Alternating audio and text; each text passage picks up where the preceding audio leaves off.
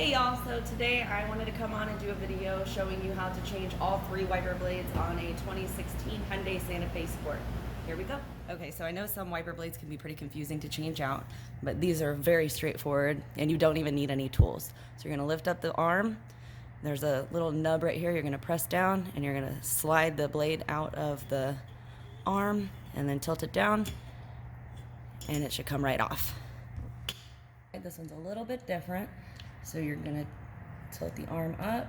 This one has the nub that you pull down and then you slide the blade off like that. Always be careful when you're putting the arm back down on the windshield that you don't drop it and shatter your windshield. The wiper blades that I'm gonna be using today are gonna be these AC Delco for the front, and then I'm gonna be using this Trico Exact Fit for the rear blade. One thing that you always want to make sure of is that your wiper blades that were on the vehicle are the same size as the new ones. So I'm going to get these unpackaged and compare them, and we will be right back. As you can see, they are the same size, so let's get to installing them. And the installation is going to be just the opposite of the removal. So we've got our arm here.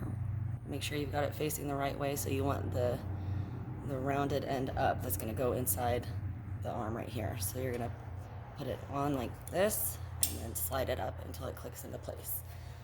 Now the same thing for the other side. Make sure you've got the blade facing the right direction, so you've got the rounded end up.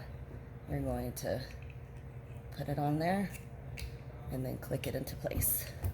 And it's as simple as that.